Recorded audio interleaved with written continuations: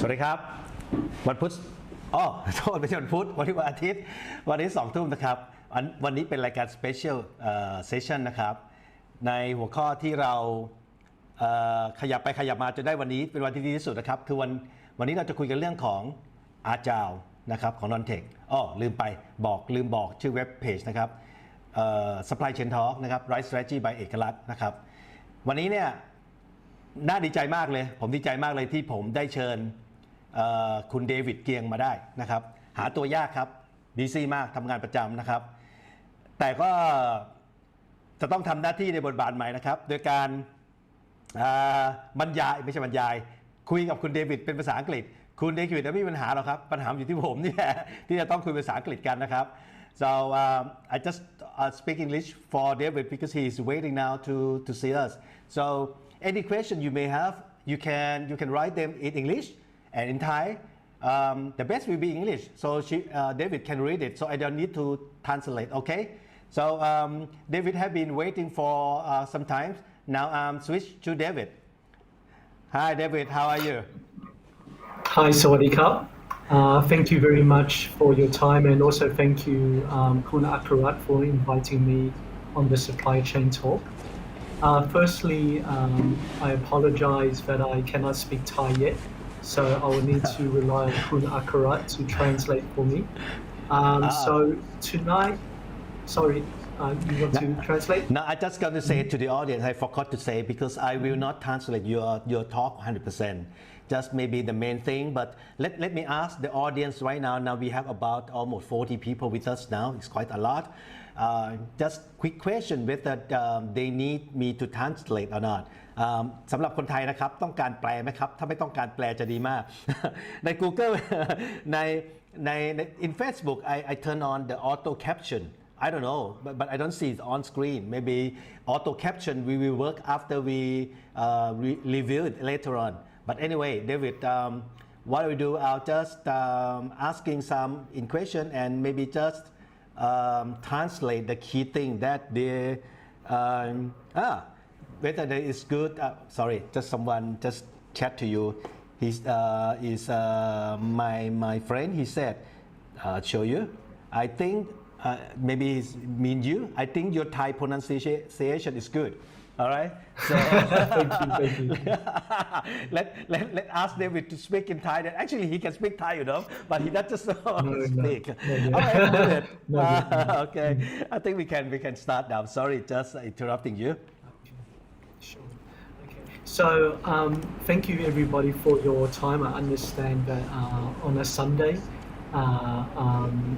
everybody would prefer to relax and learn about Agile so what I'll do is that I will go through this hopefully so that it's not too boring also if you have any questions please let me know and also obviously Kun Akarat will be there to support okay so we have some slides which we will use to go through this evening now today we are going to talk about Agile okay and some of you may know what Agile is I know that Kun Akarat knows what Agile is because Kun Akarat's also an expert in this area okay so maybe also Kun Akarat if there's anything you can also feel free to jump in and support as well okay yeah so we have some slides and obviously because we only have 1 hour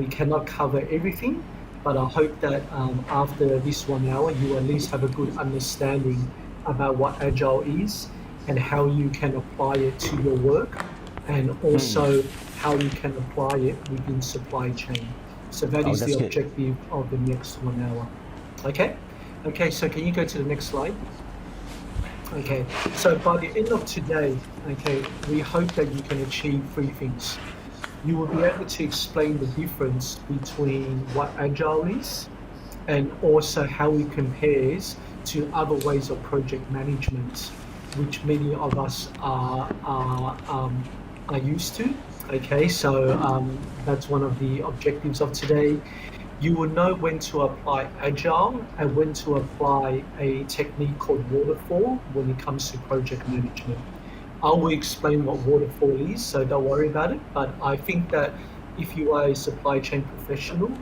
you would probably be familiar with the waterfall project management approach, but you may have called it something different. And you're able to embed the concept of agility, or in other words, be able to use Agile to improve your approach towards supply chain management. Because since most people are from supply chain, I would like to make sure that there is a good link between what we explain and also how you can apply it to supply chain. Okay? All right, so next slide. Okay, so just a little bit about me. Okay, I won't make this too long. So I work for a company called Thai Union, which is the world's largest seafood manufacturer. I think that Thai Union, I think some people know Thai Union, but some people don't. But Thai Union in Thailand has a brand called Select, Select Tuna, which I think that many people know. And also Thai Union, 90% of its revenues actually come from overseas. So overseas, we have very strong brands. I'm not sure you've heard of brands such as John West, King Oscar in the UK, Chicken of the Sea in the US, and also in the US, there's a big seafood restaurant called Red Lobster. Thai Union is also the majority owner of that as well. Okay, so Thai Union is the world's biggest seafood company. For me, okay, I actually come from supply chain. Okay, so my role is talent now. So basically, what I do is I look after talent management, which means I cover areas such as developing our executives, managing the talent process, and looking at the end-to-end human resource life cycle to make sure that we have some good practices. So that's what I do now, but my background is supply chain. I spent 8 years in Japan, working for the world's largest industrial gases company, looking after Asia Pacific in supply chain. And then I moved to Thailand about 7 years ago, and I changed career to go into consultancy and HR. So even though I look like this, I'm Australian, and I've also got some certifications there, and I also got my MBA from Australia as well. Okay. During this time, I noticed a question come out, and it came out on my screen and then it disappeared. Okay, so the first question is, why would we apply Agile as a project that has a starting and ending point? Okay, so that part there, Kunti, I would address as we go. Okay, so later when I speak about the differences between Agile and a different project management approach, we can answer that question as we go. Okay, so that's just a bit of an overview about me. So Kunakura, if you can move on. Okay, so now let's talk about what Agile actually is. Okay, so there's a consultancy company, one of the world's biggest consultancy companies. It's called Bain, and they made a comment which I think is very true, that by 2027, so about 6 years from now or less, most work will be project-based. Okay, so teams are moving away from the hierarchy approach to a more projects team-based approach. Okay, now I think this is something which is not new. I think this is something that many people are aware about, but many of the teams will be working in an agile way. We have seen that in software, which is where Agile comes from, and now we are seeing it more and more in non-tech. So this evening we are focusing on non-tech. So for me, within Thai Union, we implemented Agile, and Thai Union is a non-tech company. And we also seen that the Agile team-based approach is becoming more and more common. And within a few years, whilst we won't say that all teams will be, project-based, I think that sometimes when you have general statements like that, it may not be 100% correct. However, it gives you good indication saying that we are moving to a more team-based approach, and we need to be working in a more agile way so that our teams can run effectively. Okay, so let's talk about what Agile is, because when I speak to different people across different industries, people don't really know what Agile is. You have some people who may have heard of Agile. You may have some people who heard about things called Scrum, okay, but what exactly is Agile? So let's start off with that definition. So when it comes to Agile, it's really broken down into two components. Number one, it's about being Agile. So being Agile is about having the mindset of agility, having the mindset of being able to adapt and move quickly. So that's the Agile mindset. So that's the first part. The second part is about doing Agile. So doing Agile are the tools and techniques that you can implement so that you can work in an Agile way. So Agile is actually broken down into two elements. There's the mindset and there's the way of doing things. But because Agile has become such a popular term now, it's being used in a very, probably it's been used not in a very formal way now. I see people saying, hey, we are Agile, but really it's, it's actually not that, straightforward as in saying we are using Agile. There needs to be both components. To you supply chain people there, you may be familiar with Lean, okay, Lean and Six Sigma. Okay, so Lean now is considered part of Agile, okay, because Lean is about removing waste. Lean is about removing the activities that does not add value. Okay, so Agile is part of that, or Lean is part of Agile. But because Agile has become a popular thing now, you kind of see Lean being grouped under Agile. Okay, so the key point, there needs to be two things, both the mindset and the way of doing things. Okay, next slide, please. Okay, let me kick things off here by talking about something called the innovator's dilemma. Now, as part of my role as well, apart from working in Thai Union under talent, I also look after the development part for startups. So we have a startup center which is focused on food tech, and with that, what we do is that we help develop the food tech startups, and we use Agile in order to entrench the mindset that we need to move quick and we need to innovate. So this curve here is an S curve. Okay, I'm going to have a guess in saying that many of you have probably seen this in some way, but even if not, I think that you can understand it when I try to explain it. So what happens is that you will see at the bottom here, that is when a new product or a new solution is launched. So when a new product or a solution is launched, you have the early adopters, or the people who who want to be first. They start adopting it. Like for example, iPhone, right? Okay, when iPhones first release or the new versions first release, you have all the tech people and the fans jumping on board.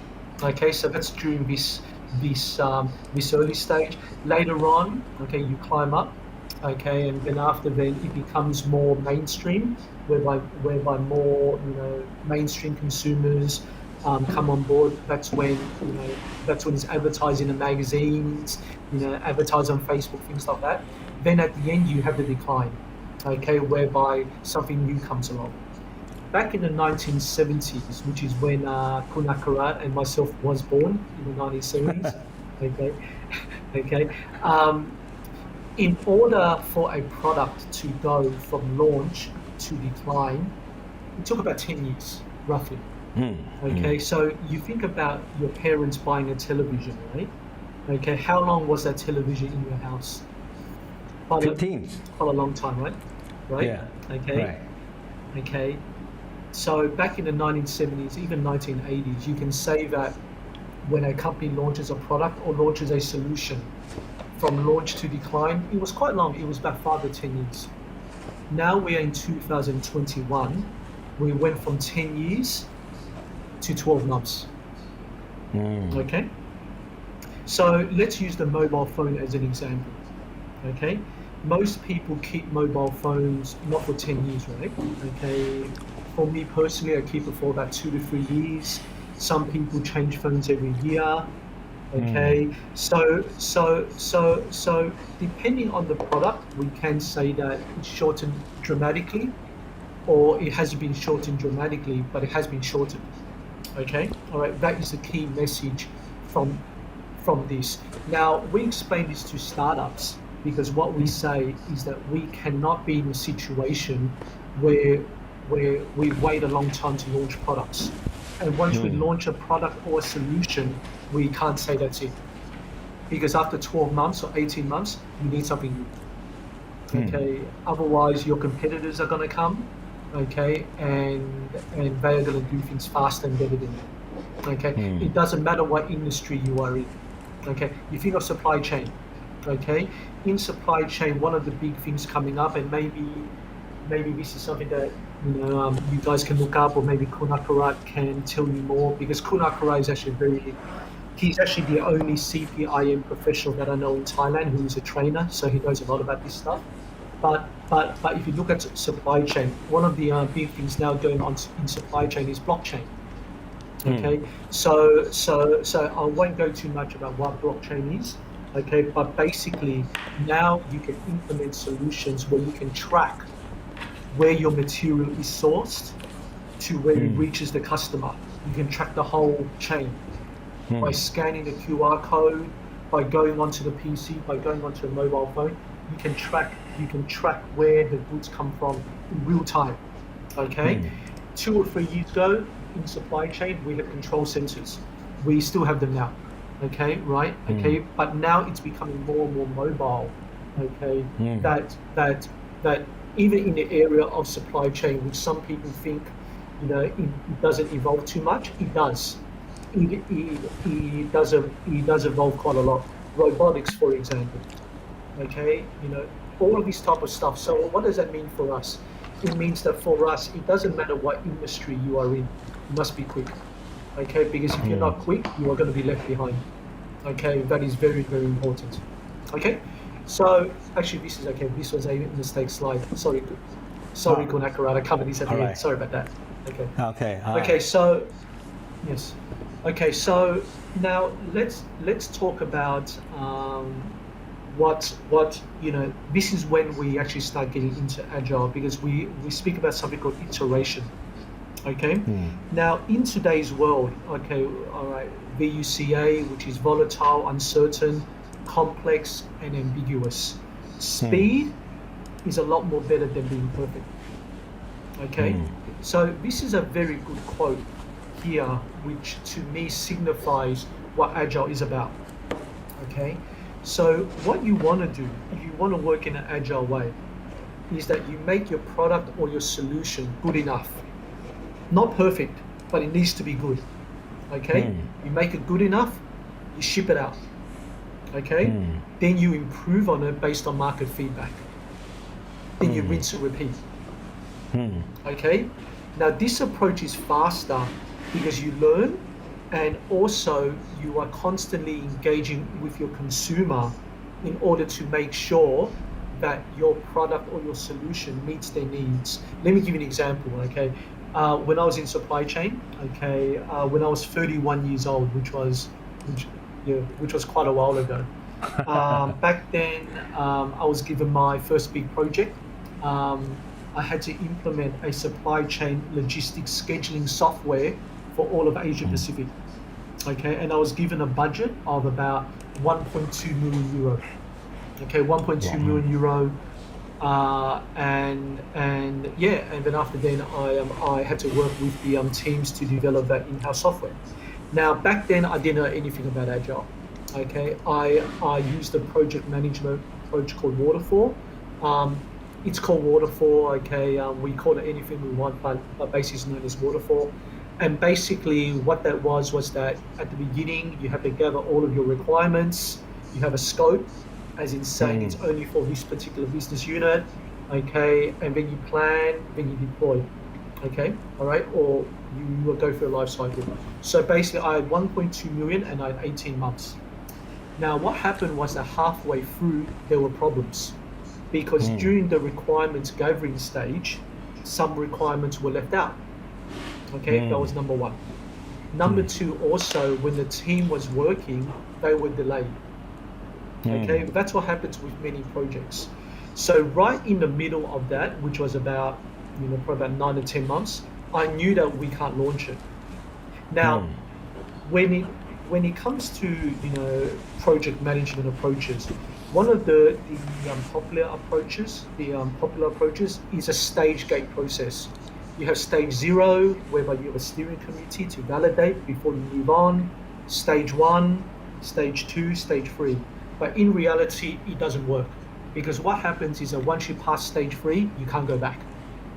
It's very easy to say, okay, stage 3, the steering committee says, hey, we are delayed or whatever, let's stop the project. But in reality, we had already spent almost all our budget. So at that stage, we couldn't go back. And at that stage, I was scared because I didn't know what to do, right? And eventually, long story short, is that I was able to get an extension of the project timeline. And I was also able to get another, I think it was about 500, 600 euro. Okay, so therefore it was okay. But still, after when we launched the project, there were a lot of bugs. And the other thing also is that most of the functionality people didn't even use. So we launched a project, a software system which was delayed, which cost more. It was launched 2 years later from when we first started. Okay, and most of the things people didn't even use. So there must be a better way. So with Agile, that had I known about Agile, I probably would have been able to do it because Agile focuses on something called iteration. So again, it's about creating something which is good, sending it out, working very close with your end user, then getting feedback. Okay, so if I had used that approach, maybe by the end of 2 years, that software system would be completely different because I wouldn't spend so much time gathering requirements at the beginning. Okay, I would be focusing more on interacting with the end user throughout the whole cycle, so I keep on adding on what they want. Now, a very simple example, okay, with your phone, okay, if you turn off your phone and if you turn it on after 1 week, what would you see? Missed calls, okay, messages, and notifications, right, about software updates. Yeah, right. Okay, that's Agile because pretty much, I would say almost all software companies use the Agile approach because for them, a software is never finished. It's continually iterating, continually going. Okay, so that's Agile. Okay, it's about being able to continuously improve on what you have and being able to get user feedback as we go. Okay, so sorry if I spoke quite a long time about that. I think it's important because I think especially in supply chain, it's something whereby some people think that Agile is not important because we have warehouses, we've got distribution centers, but in reality, it is, okay, because you have so many different processes and your customer also expects you to be able to provide them better service and faster service, more reliable service as well. Okay? All right, so Kunakarat, can you move on? Yes. Actually, you made a very good example on the project that you did a few years back, right? Yeah, I mean, after I studied Agile for quite some time, and I thought about how to apply them in supply chain management. And of course, one of the IT project that you mentioned that you got as what's called a stage, right? 1, 2, 3, 4, 5. And you said if you would come back and you would apply the Agile, you will talk a lot more with the customer, and then you may come up with a different software. I think that is a good idea because we have seen a lot that IT project that apply in many companies, like even ERP system, that after implementing it, we give a user, let's say 100 of features, but they don't use most of it because that doesn't meet the requirement. And I think you make the point, if we keep collaborating with the customers, probably we will design and we implement a different way that meet more customers. I mean meet more customer stories rather than just put it from the first day scope requirement, which is at the time we may not know a lot about customer yet, right?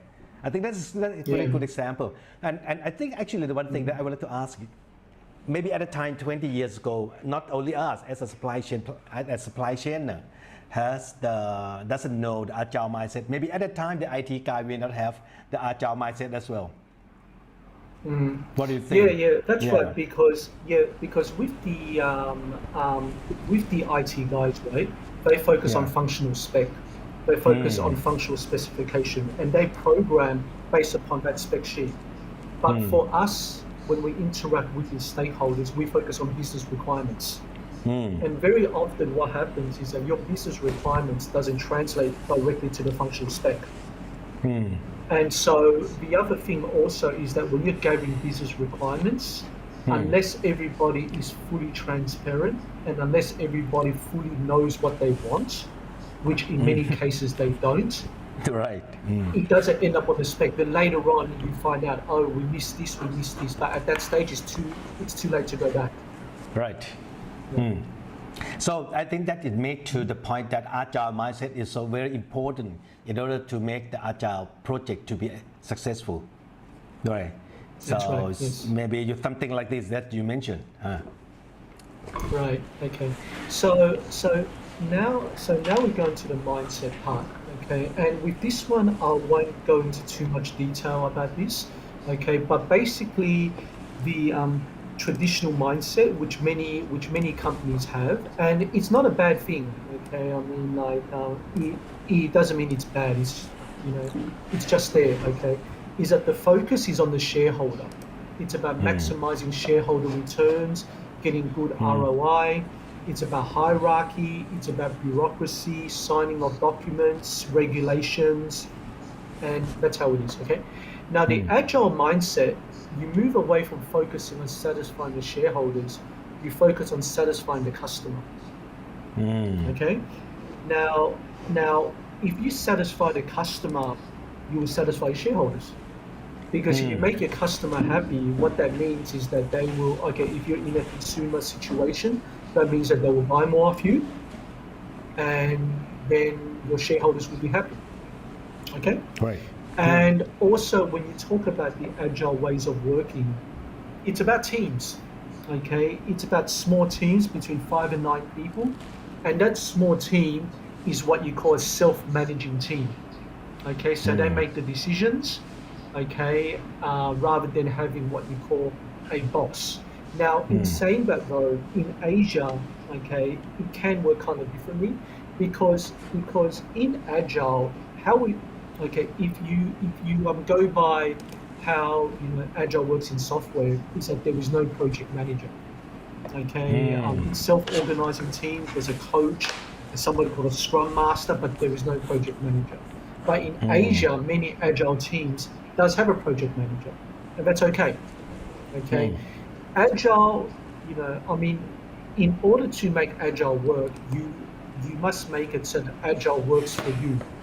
Don't try to adjust, your structure just to work with Agile. You can take bits and pieces, okay, and then after apply it to your context. Okay, Right. so the key takeaway is that we must focus on our stakeholders.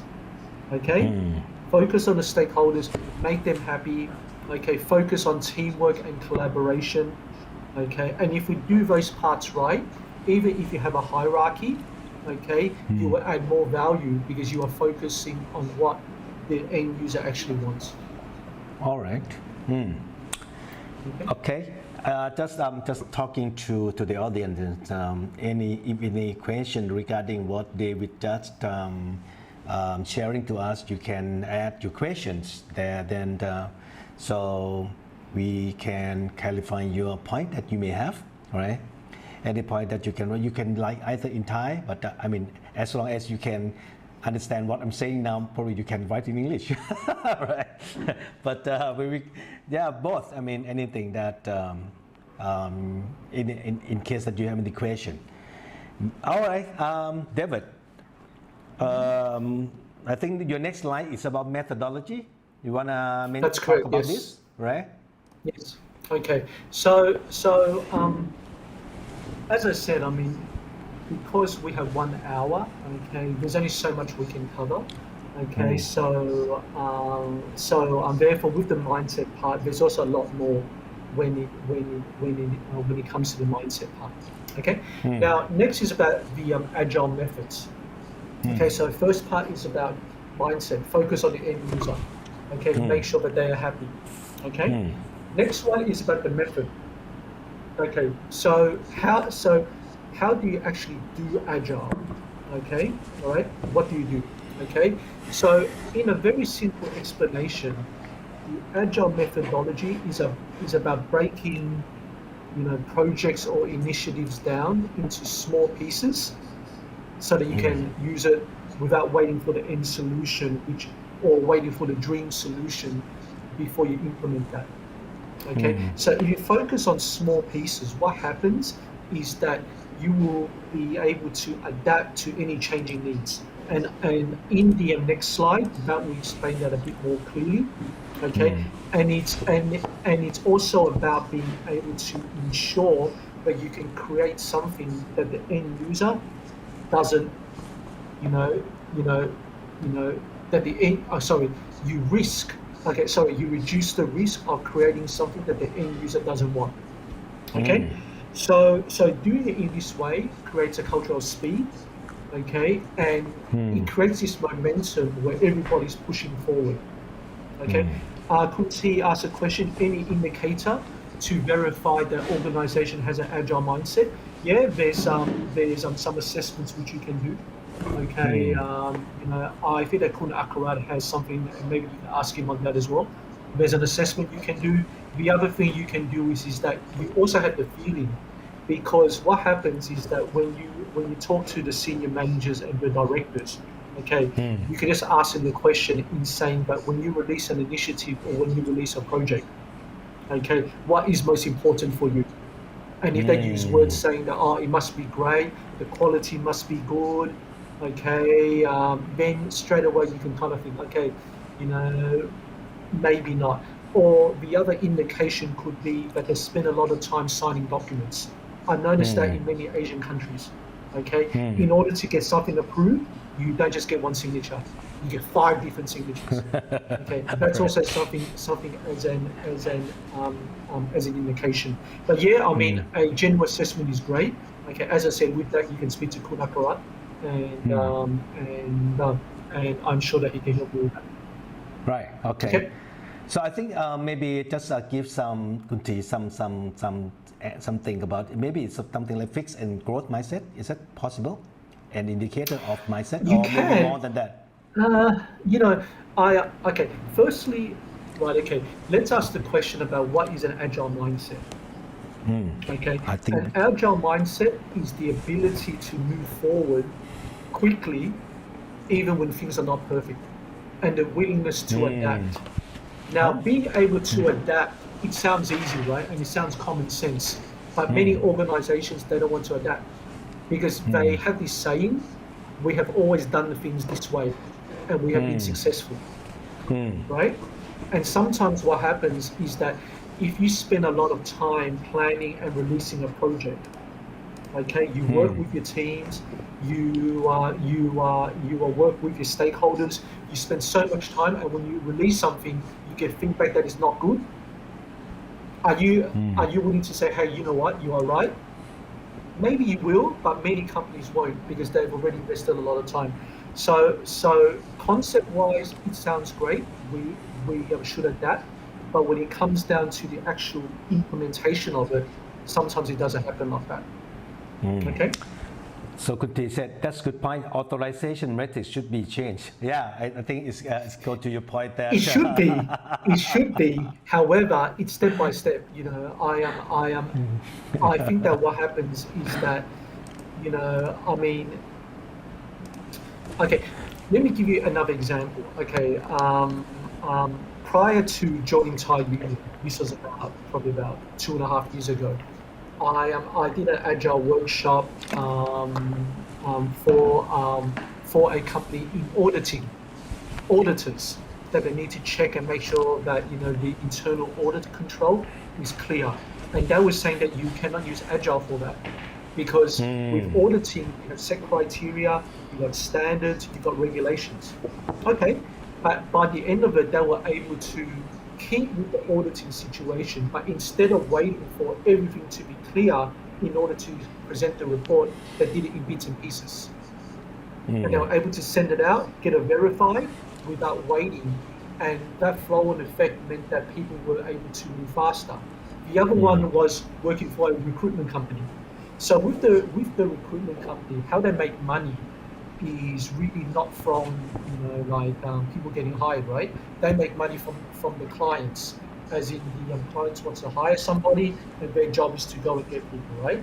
Okay, so it's within their best interest that they shorten the time, as in shorten the time from when they place a job ad to when that position is filled. And I was working with a recruitment company whereby they want to close that.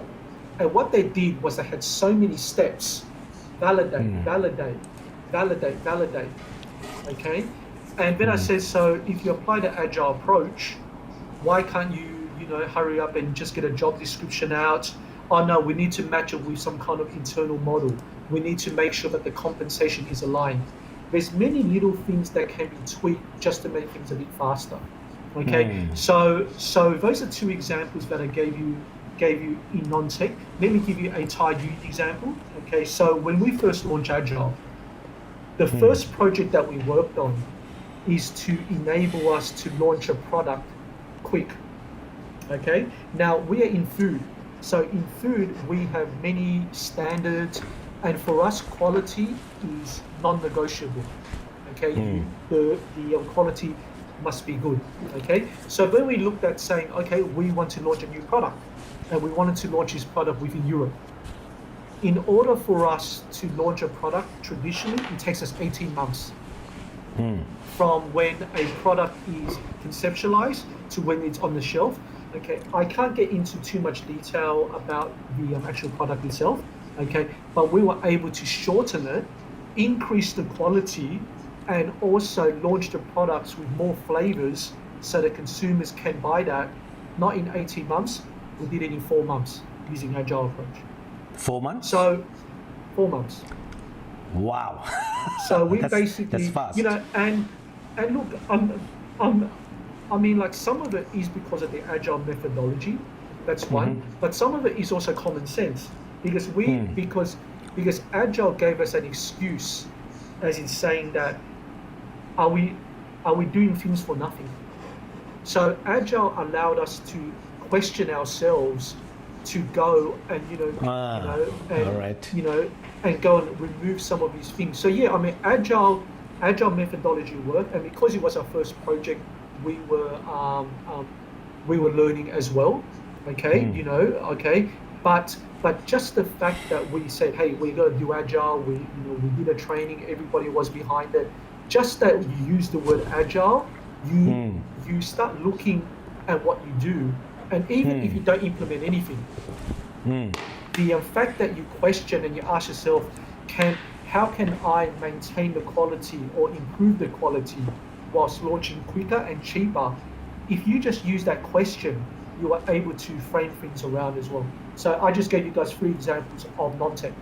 Okay, and what I'll say is that if we are able to implement Agile, okay, in our company, which is food, okay, and increase the quality and make sure that we can get something which consumers want, if we're able to do it, I would say that you guys are probably able to do it as well. How can we build Agile mindset for a Thai company? Yeah, while employees are difficult to change. Okay. But anyway, you this just one, mentioned about Thai company, right? Okay. Is it? This one there, okay, there's a very simple answer. Okay, it's not a complicated answer.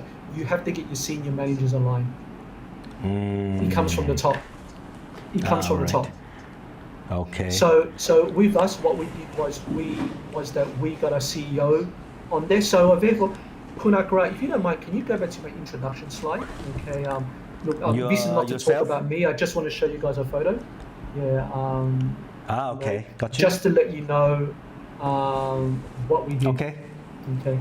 So this photo at the bottom, this was our first what you call agile coach trainer. Okay, so what happened was we right. did quite a few agile workshops, and then after that we ran a trainer.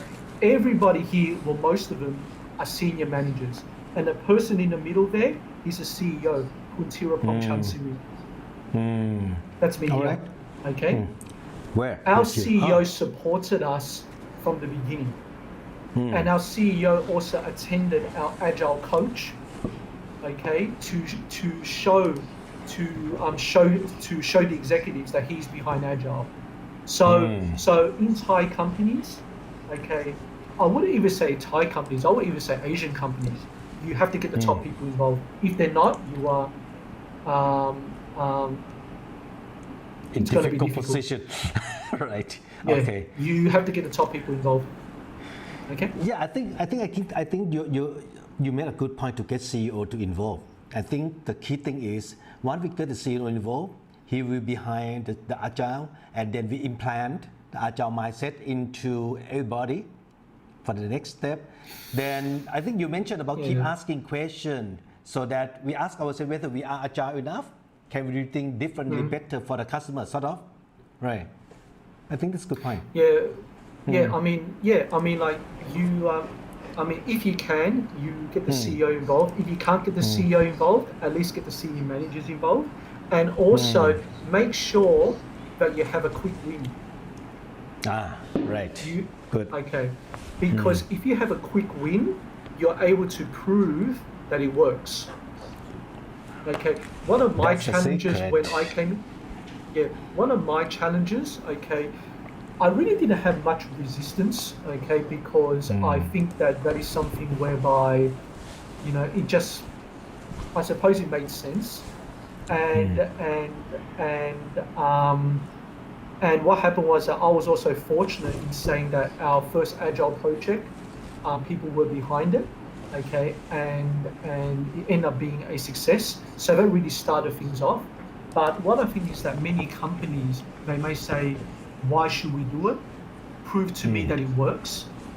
So with that, you may want to choose, you know, a relatively low risk project, not too small, something medium sized, whereby you can launch and get a quick win. Because once you have that quick win, you have an example. So get the senior managers involved and also get a quick win. Yep. Another comment. Yes, I think correct. it's a comment from T. I think mindset is taking something, although we have CEO involved at the first stage. What's that? He hasn't finished. It's coming. But I do agree that we need to quick win to prove that his approach. The question is on my screen, but it's not pop up on my podcasting software yet. I just read to you. But Kun T said, but I do agree that we need quick win to prove that this approach is good for the company. Yes, right? And Okay. the other part as well is that let's say that you get your CEO involved, but then you don't do anything. Okay, it's, Right. you know, because sometimes it's like that, you know, like you put together a presentation and then you tell your CEO and your CEO, oh, okay, that's great, but then there's a few months before something happens, and so what happens is that once you get the CEO CEO involved, you go, you know, and just to make it even more practical, when you actually do want to get your CEO involved, you show the CEO what is the initiative you plan to launch and what you expect. So that after when he approves it, it's not only approving saying, okay, we need an agile mindset, I also approve that you do this particular project. So that is also something. It's about, you know, showing him or her some kind of practical example about some of the projects that you want to do first. Okay. So next one, these are just some benefits. I won't. Yeah, I mean maybe Kunakarat, we can skip that. I think this also, you already talked about Thai Union and some other example. I think people can read it. And what about this? Maybe Kunakarat, do you want to try to explain this? No, thanks. I mean, you already mentioned that rather than finishing thing in stage, the first one is stage, right? Right, it's stage. Now we're doing in what is called iteration, right? Iteration. So at least we can come up with something good enough for the customer. Then we keep improving it. Correct, my boss? That's correct. Very good. Very good. Anyway, there's another question. I mean, this comparison of waterfall on the top and agile way of doing, I mean, people can read it from any Google, but as we see, the result is of the waterfall is at the end of the project life cycle, right? But for agile, you can see something happening. Maybe it's not that perfect, but it's good enough for the customer. Then you keep improving it. You already mentioned compared to your project dev. Am I okay? Pass your coaching exam? Kun Just kidding. You are way too no. Now another question from Kun Pichit. Quick win is good proof on concept, but something lead to pitfall. My management will think it easy to adopt or apply. And when we do quick win, mostly we always in situation that everything is ready. Okay. I think leave it to you. Okay. Because of time, we don't cover that part. Okay. But in order to prove the concept, what you want to do is that you want to prove your quick win through something called a prototype first. So what happens is that when you create a prototype, you have something called acceptance criteria. So a prototype is something where you can create very quickly. It doesn't need to be beautiful. A prototype could be a model.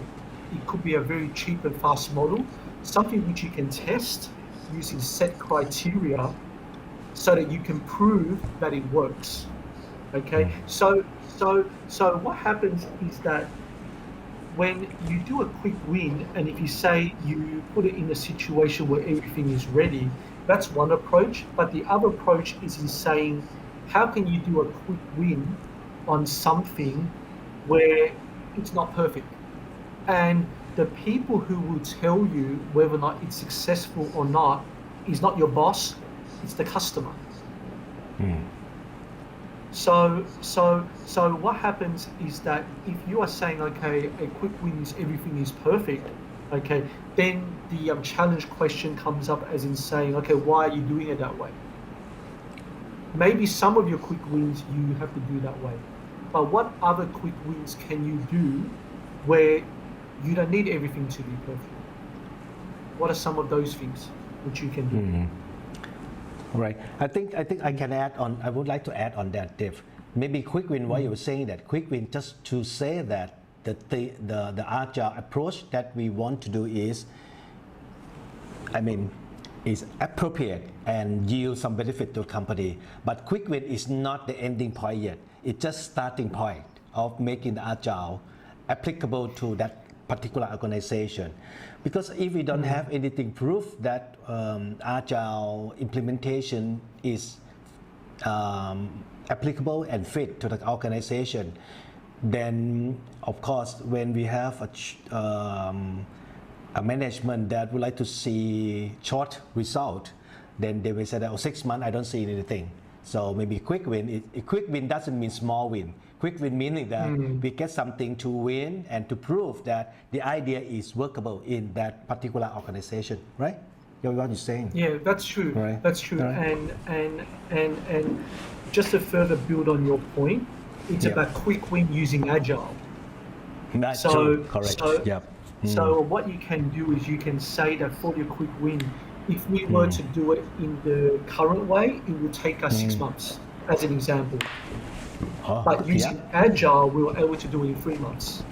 So your quick win is an Agile quick win because when it comes to any kind of change, okay, it doesn't have to be about Agile. It could be any type of change.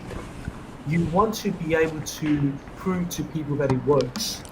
And to prove to people that it works, it's good to have a win to show them that yes, if I do it this way, it does work.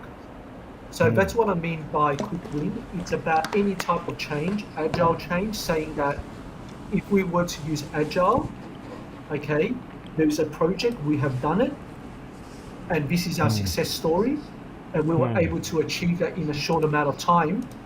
So CEO or senior manager, this is what we need to do. Agile is not a choice; it's a way to go.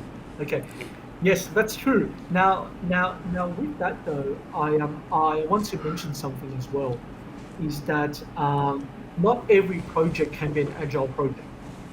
Okay, so for example, if you're building a warehouse, it can't be agile. All right. You Okay. can't just build the toilet and then ask somebody to use it. Okay, Yeah.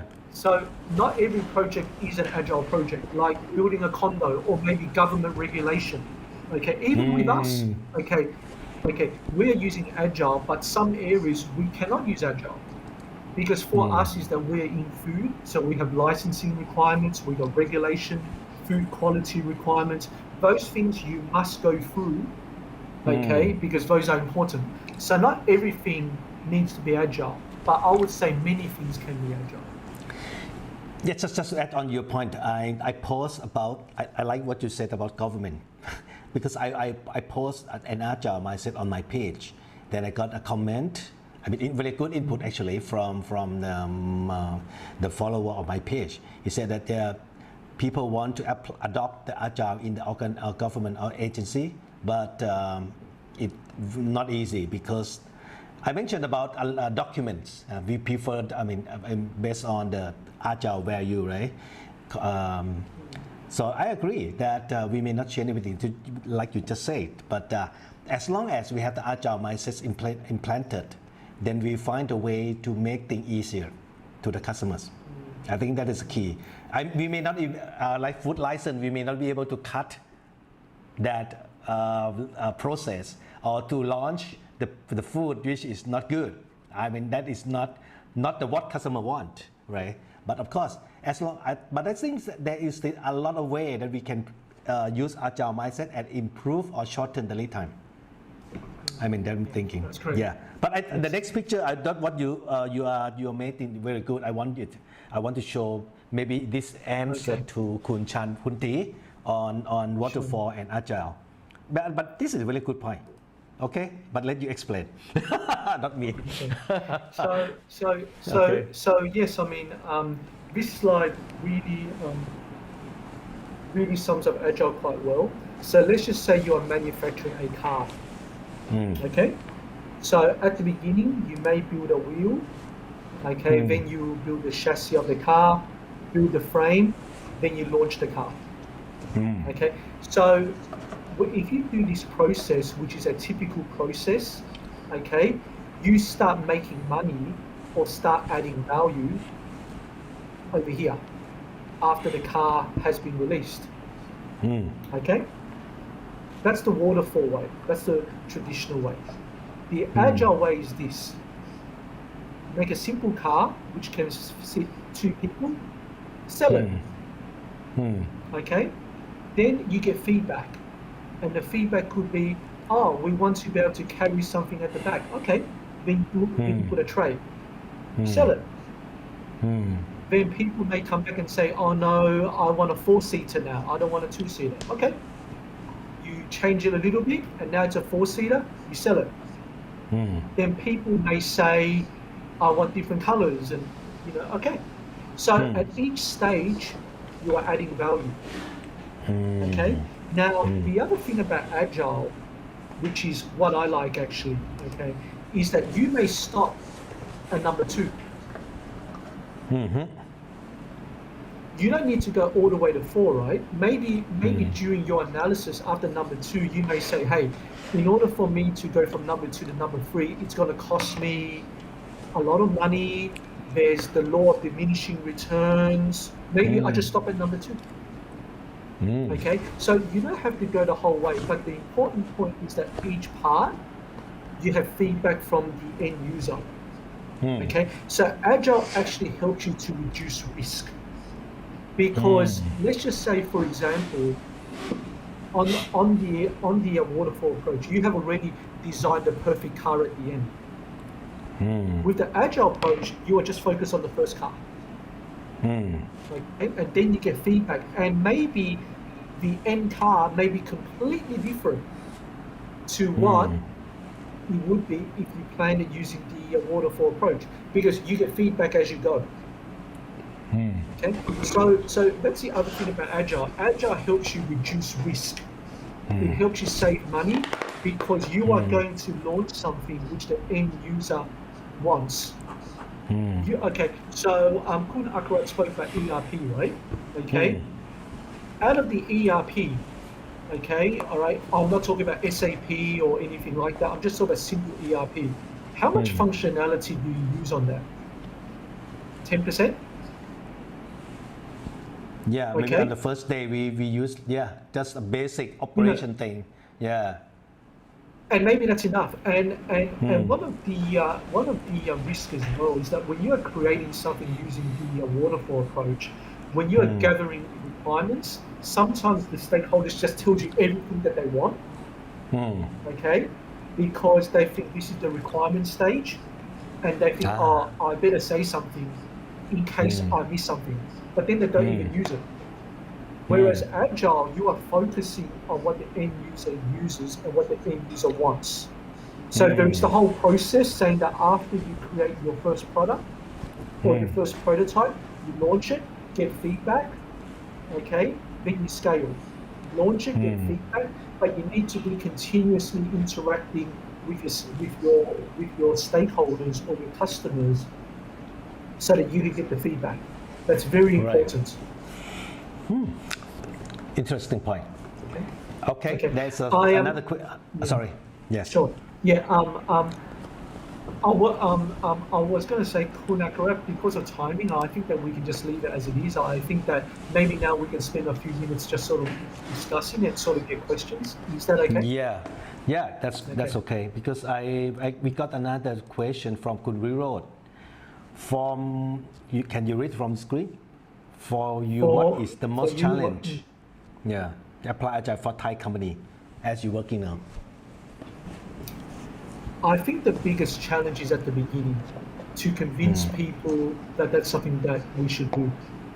Because what happens is that when you are convincing people of something new, you need to show why you want to do it. And even though it can add value, it may cause a lot of headaches because maybe people may need to change things, and it can be quite difficult, right? And so, because Agile, if you talk about pure Agile, it's about working in small teams, okay? And the people in these teams need to be full-time. But in companies, not even Thai companies, in many companies, you can't just pull people out of their jobs and put them into small teams, right?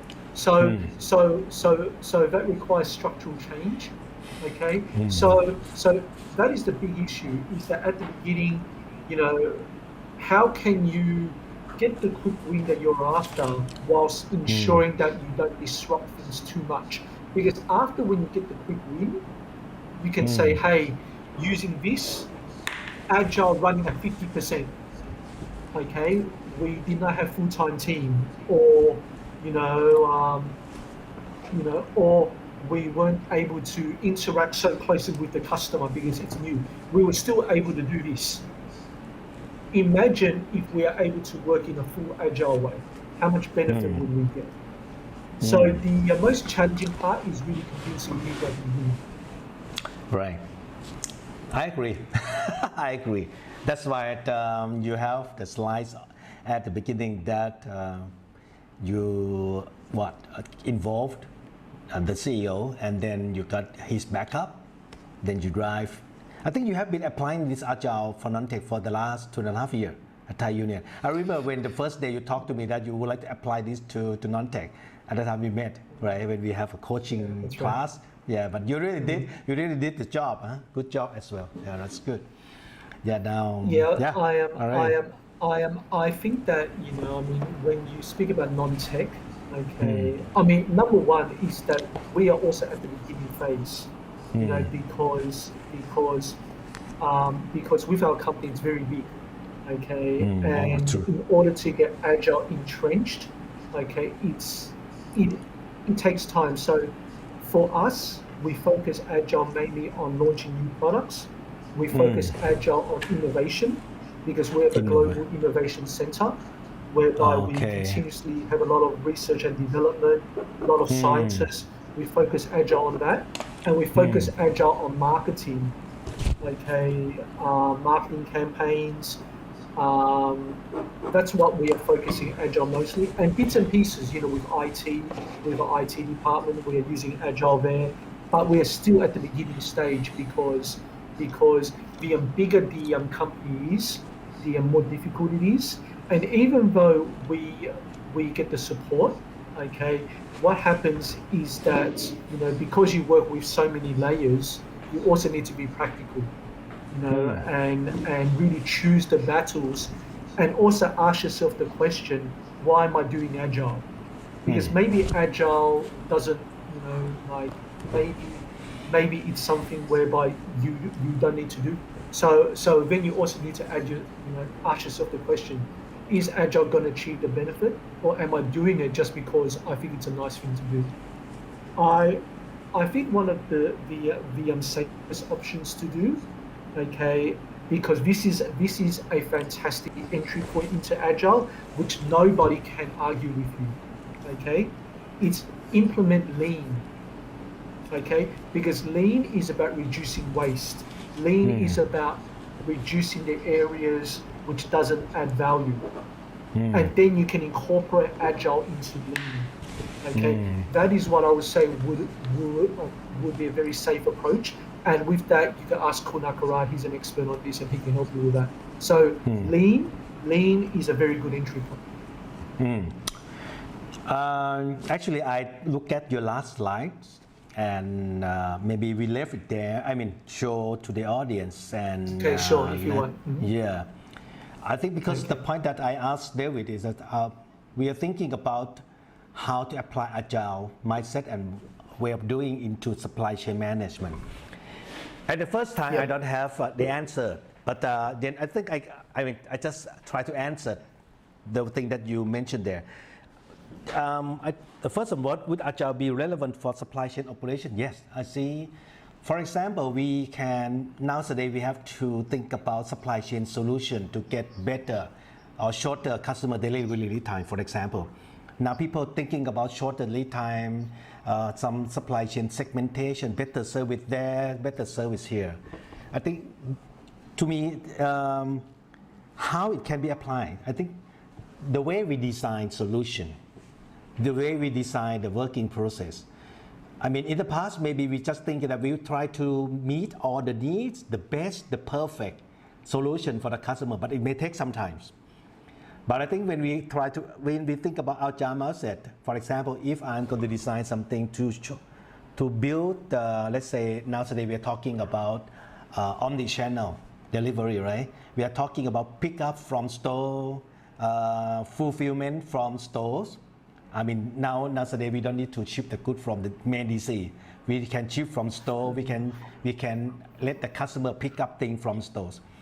I think my point is this: we can apply the Agile mindset in such a way that we may not know the customer need everything at the day one, but we may know something. If we design the process, and then we can meet some customer need.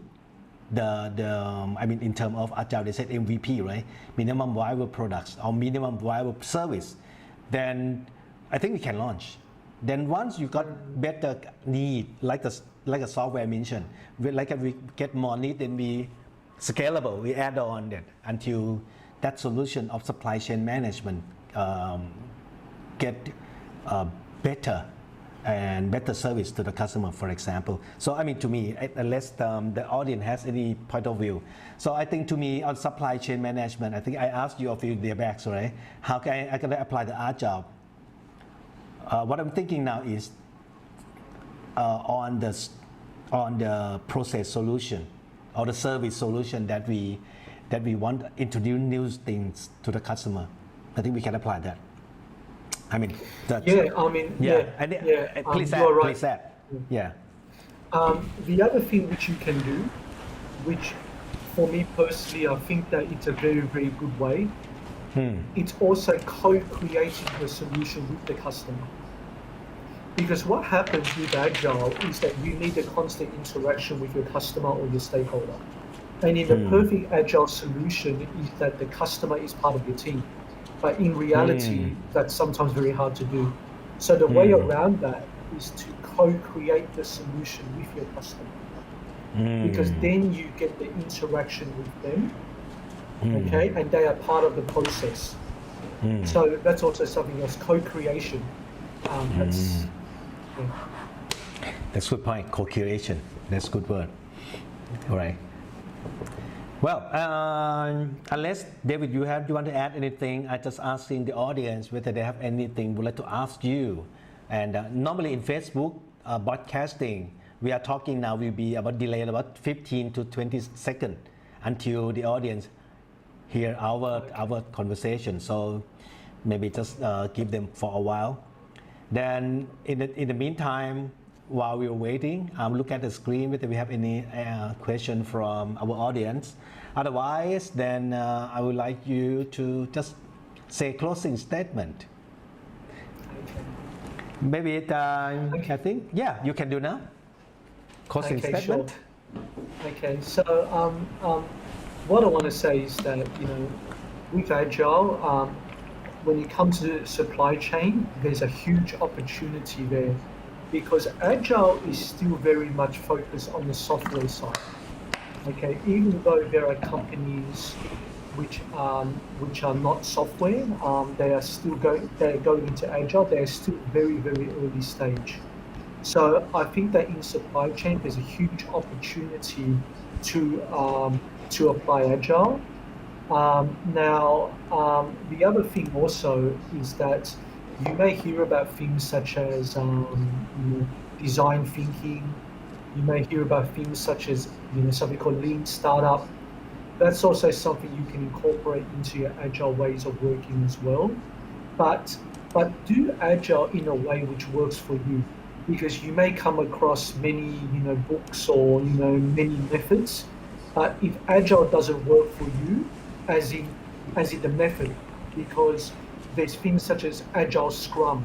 If that doesn't work, don't do it. Okay, Agile needs to work for you. Okay, rather than you trying to go into the framework. The other thing as well is that Agile is about continuous learning. So for us, for example, we are still new, and for me, I am still learning.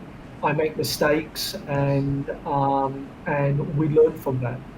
So that is why when it comes to Agile, because you have the iteration, you can actually end up reducing your risk, okay? And when you start on something, try to choose something whereby if you fail, you won't get in trouble, okay? That's probably the best thing because it's about learning and for everybody here as well, if you guys feel that there is also something where you want to share because for me, I'm not the full expert in supply chain and everything like that. There's many things which I don't know. Please feel free to let me know and maybe work through Kunakara. Maybe who knows? Maybe we can have another session whereby we can learn together. I know that I'm the speaker tonight, and but I think there's a lot of knowledge there which we can learn. And so, if we can foster a way where we can learn from each other, that would be great. And last point is I really want to thank Kun Akarat for using his time. I really respect Kun Akarat. I've known him for a few years now.